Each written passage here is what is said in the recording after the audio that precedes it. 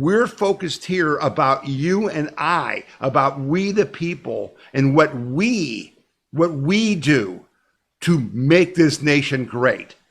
And that's the point. You're not a spectator, you're a participant. All Americans must participate in our individual freedom, liberty, and prosperity, and in our self-governance. And the call to you now has never been greater, never been greater. And we're going to talk about that right off the bat here. So I'm going to lead with what I think was a story that, many of you picked up on, but didn't see the significance. Trump unveils $90 billion in energy and AI investments for Pennsylvania during the summit in Pittsburgh. That actually ended up being $92 billion. And I'm going to talk about that. And then I'm going to talk about what your and my role is in this.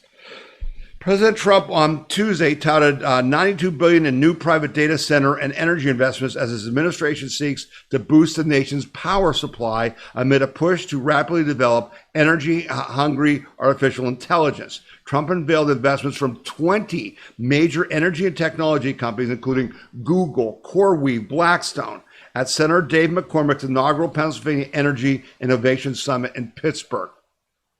We're back in Pittsburgh to announce the largest package of investments in the history of the Commonwealth of Pennsylvania, Trump said Tuesday. We are here today because we believe that America's destiny is to dominate every industry and be the first in every technology, and that includes being the world's #1 superpower in artificial intelligence, he added. Cloud computing firm CoreWeave announced plans to invest $6 billion in construction of a 100-megawatt data center in Lancaster, PA, with the ability to eventually expand to 300 megawatts.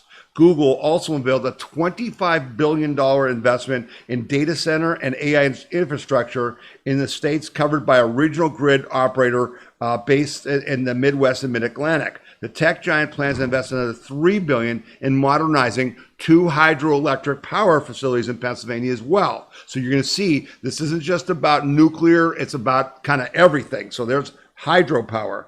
Investments from firm Blackstone also announced they will invest more than $25 billion in building out data center and power infrastructure in the Keystone State.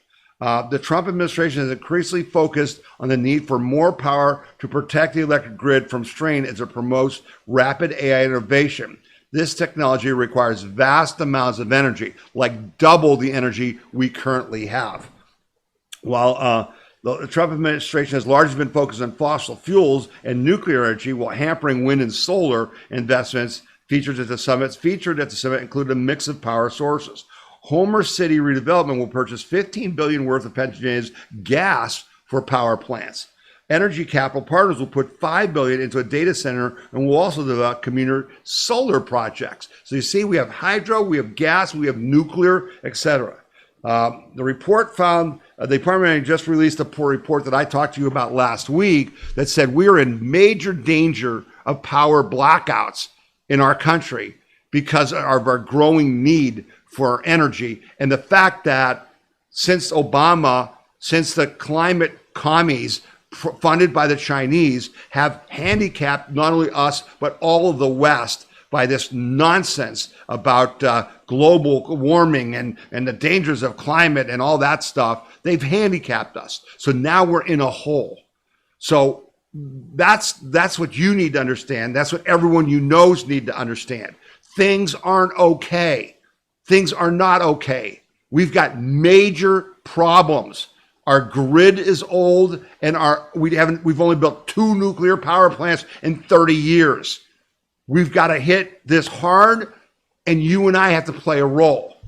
So I want to play for you this video from Mike Rowe from the summit that is going to speak loudly to you, and that we're going to talk about what your and my roles are going forward. Listen to what Mike Rowe had to say. It's eye-opening, and this will be linked on our podcast page, and you'll be able to share this video, and you should share this video with everyone. We've been telling kids for 15 years to code. Learn to code, we said. Yeah, well, AI is coming for the coders. They're not coming for the welders. They're not coming for the plumbers. They're not coming for the steam fitters or the pipe fitters or the HVAC. They're not coming for the electricians. You know, that Ideas Festival I was telling you about in Aspen, I sat there and listened to Larry Fink say, we need 500,000 electricians in the next couple of years. Not hyperbole. This is me being the alarmist again. There's not a week that goes by in my humble little foundation. It's called MicroWorks, shameless plug. We award work ethic scholarships every year, right, to kids who want to learn a skill that's in demand. These are trade school scholarships. Not a week goes by where I don't get a phone call from somebody like the Blue Forge Alliance, who oversees our maritime industrial base. That's 15,000 individual companies who are collectively charged with building and delivering 3 nuclear-powered subs to the Navy every year for 10 years, right? 2 Virginia, 1 Columbia class. Mind-bogglingly complicated. This guy calls and says, we're having a hell of a time finding tradespeople. Can you help? I said, I don't know, man. It's pretty skinny out there. How many do you need? He says 140,000. 140,000. Now, granted, over 7 years, but they need 80, 90,000 right now. These are our submarines, folks, right? Things go hypersonic, little sideways with China, Taiwan, whatever. Our aircraft carriers are no longer the point of the spear. They're vulnerable. Our submarines matter. And these guys have a pinch point because they can't find welders and electricians to get them built. Where are they? They said. We've looked everywhere. Do you know? I said, yeah, I know where they are. They're in the 8th grade, man. They're in the 8th grade. And the same thing, the automotive industry needs 80,000 collision repair and technicians. Energy, I don't even know what the number is. I hear 300, I hear 500,000 everywhere.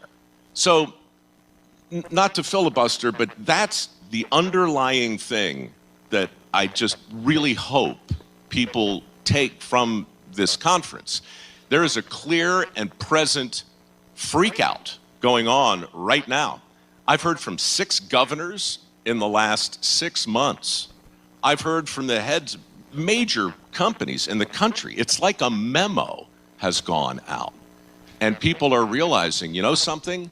We need to tend to this, both on the PR side and on the demographic. I don't know what to do about the retiring demography. I don't know what to do about 7 million able-bodied men choosing not to work. But I do know that the message to the young men and women in this state that a bright future awaits if they would but learn a skill that's in demand, that's going to resonate politically, that's going to resonate practically, it's going to move the needle. How's that? How's that for a warning? How's that for a call to action? This is a podcast. You can hit pause right now and go back and listen to that again. And you should. And you should then, in our chapters player, on our podcast page, by Sunday, you'll be able to send the link to just that video to whoever you want. You should send it to everyone you know. Okay? Now, what is our job? Our job is to recruit this workforce, if not to actually do it ourselves. It sounds, oh my gosh, we need 8 million people. We need all these people. Well, guess what? Guess what? We have like at least 330 million people in this country. We don't even know because we're so stupid. We don't even count them. But it's at least 330, if not 350 million people. If we need 10 million people to do this, and you have 300 million people in the country, that's 3%. You patriots out there, that 3% should ring, that number should ring to you. Because that's how many people fought the Revolutionary War. 3% of Americans gave us this great nation, this historic nation. 3% of Americans are going to go down in history as having rebuilt America and restored our individual freedom, liberty, and prosperity. You and I need to recruit these heroes or become them. This is not a time for you to sit back and just watch. I asked you 2 weeks ago to go to your local high school or to your local school district and talk to the superintendent and ask if the guidance counselors there are from the trades or if they're college educated people pushing college for everyone. Did you do that? Did you do that? Then you've got to do it this week. It's summer. They've got a little more time. School's not in session. Talk to your school board. What action are they going to take this school year to talk to every student in their school about the trades and introduce them?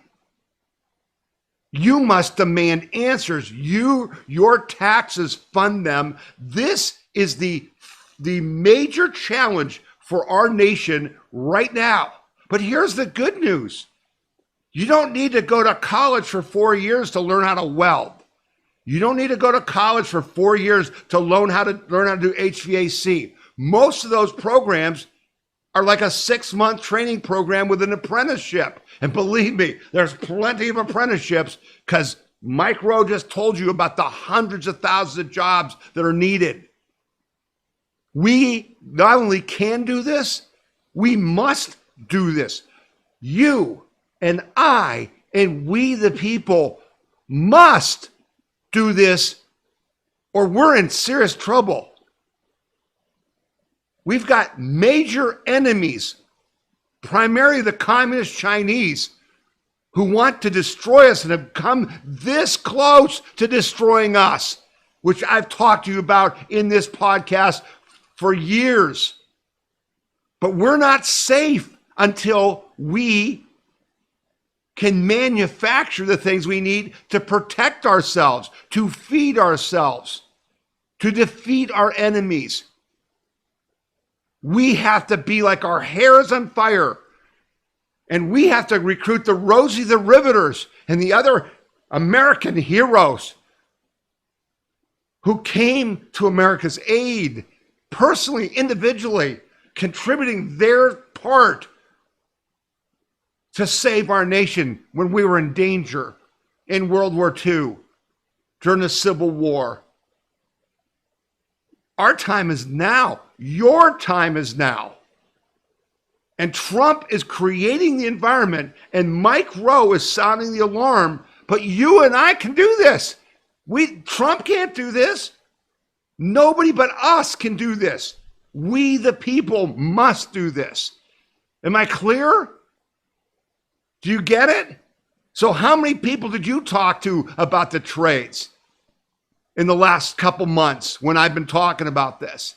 How many young people? How many underemployed people do you know? People who are working in a restaurant or working at Starbucks or whatever, they can make 5 times the money they're making and have a great career in these jobs that AI isn't going to take. Okay? That's the biggest ask I've given you in a long time. I want you to write to me at info@wethepeopleconvention.org. info@wethepeopleconvention.org and say, Tom, I talked to my school board. Here's what they said. Tom, I talked to this many people. Tom, I talked to this relative in my family who's been struggling. Men and women can do these trades. And you don't have to be 18. You don't have to be 21. You can be 35. You can be 40.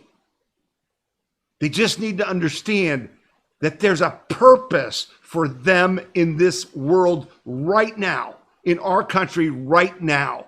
And you have to talk to them about this being a heroic act. It's not selfless. It's not about they just need a better job and a better life.